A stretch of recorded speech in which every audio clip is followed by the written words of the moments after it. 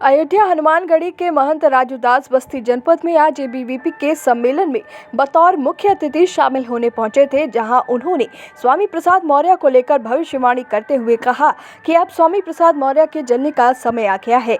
वहीं शालिग्राम शिला पर अपनी प्रतिक्रिया देते हुए कहा कि ये एक पवित्र पत्थर है जिससे भगवान राम और सीता माता की प्रतिमा बनाई जाएंगी। ऐसे में महंत परमानंद द्वारा ये कहा जाना कि शालिग्राम शिला पर छीनी हथौड़ी नहीं चलाई जानी चाहिए और ऐसा हुआ तो वो अपना जीवन समाप्त कर लेंगे, इस बयान की वो निंदा करते हैं।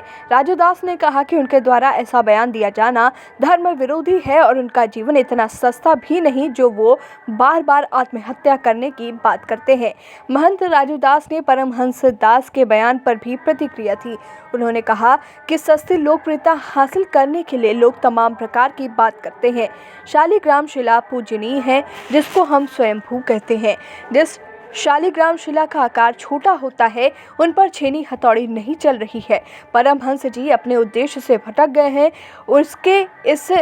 इसके कारण उनका इस प्रकार का बयान सामने आया है। वहीं स्वामी प्रसाद मौर्य के बयान पर कहा कि विनाश काले विपरीत बुद्धि, जब पतंगे की मौत आती है तो वो दिए की तरफ भागता है, जैसे ही वो दिए के पास जाता है जलकर भस्म हो जाता है।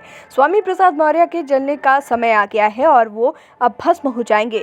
उन्होंने कहा कि स्वामी प्रसाद मौर्य कोई धर्म गुरु नहीं है, वो एक राजनेता है। अगर वो इस्लाम या ईसाई के बारे में कमेंट किए होते तो अब तक उनके 72 टुकड़े हो गए होते। राजूदास ने कटाक्ष करते हुए कहा कि स्वामी प्रसाद मौर्य जिस भी दल में रहते हैं उसका बंटाधार हो जाता है। वो खुद भी चुनाव हार गए और अब सपा में शामिल होते ही उस पार्टी का भी बेड़ा गर्क कर दिया। ब्यूरो रिपोर्ट बस्ती। तो बड़े दुख के साथ कहना पड़ा है कि सस्ती लोकप्रियता हासिल करने के लिए तमाम लोग तमाम प्रकार के बयानबाजी करते हैं। मैं क्षमा चाहता हूँ, पूज्य सुनते हैं, लेकिन कष्ट इस बात की कि शालिग्राम पूज्य तो है ही है, स्वयंभू हम उनको साक्षात नारायण का अवतार मानते हैं, बशर्ते वो शालिग्राम का आकार छोटे होते हैं। उनको हम अपने पास रखते हैं, विधिवत पूजन करते हैं। वो शालिग्राम पत्थर उतनी छोटी नहीं है, वो बड़े आकार में स्टोन है, बड़े पत्थर है वो। शालिग्राम मतलब उसकी आकार ये, उसकी विधिवत हम पूजन करते हैं। उसके ऊपर छेनी हथौड़ी नहीं चल रही। वो पहाड़ का वो जो गंडकी नदी है, गंडकी नदी के किनारे से वो निकाला गया विशालकाय पत्थर है और उस पत्थर से भगवान का मूर्ति, माता सीता की मूर्ति बनाई जाएगी।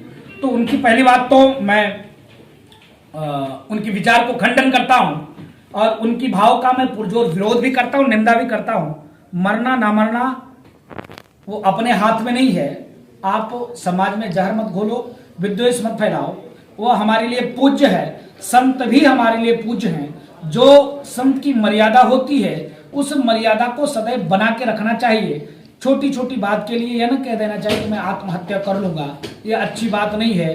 तो मुझको लगता है कि परमहंस जी अपने जो उनका उद्देश्य है उस उद्देश्य से भटक गए हैं, इसके नाते उनका यह बयान है। तो क्या लगता है? पहले तो स्वामी प्रसाद मौर्य के लिए कहूंगा, विनाश काले विपरीत बुद्धि। जब पतंगे की मौत आती है तो दिया की तरफ भागता है। उसको लगता तो है कि दिया हमको सुख और शांति देगा, लेकिन जैसे उसके पास जाता है वो जलकर भस्म हो जाता है। स्वामी प्रसाद मौर्य का समय जलने का आ गया है, भस्म हो जाएंगे। मेरा सवाल है स्वामी प्रसाद मौर्य जी से और अखिलेश यादव जी से। स्वामी प्रसाद मौर्य कोई धर्मगुरु नहीं है, वो एक राजनेता है और ऐसे राजनेता हैं जो कभी कहा करते थे कि हम जिसके साथ जाते हैं उसका स्टार चमक जाता है। स्वतः चुनाव हार गए, जिसके साथ गए बंटाधार हो गया, नंबर 1। नंबर 2, अगर खुदा न खास्ता भगवान राम न करे ऐसा, अगर दुर्भाग्य से अगर वो किसी इस्लाम के बारे में, ईसाई के बारे में कमेंट किए होते तो राजूदास तो कहे थे ना कि सर कलम करो तो 21 लाख लाओ, देंगे हम। अभी तक उनका 72 टुकड़े हो गया होता। जैसे हमारे बहन श्रद्धा का 72 टुकड़े हो गए, वैसे उनके स्वामी प्रसाद मौर्य जी का 72 टुकड़े हो जाते। नंबर 3, जो आपने क्वेश्चन किया, रामचरितमानस सदैव सबको गले लगाता है। राम की जो चिंता और चिंतन था, राम मर्यादा पुरुषोत्तम थे और राम दशरथ नंदन के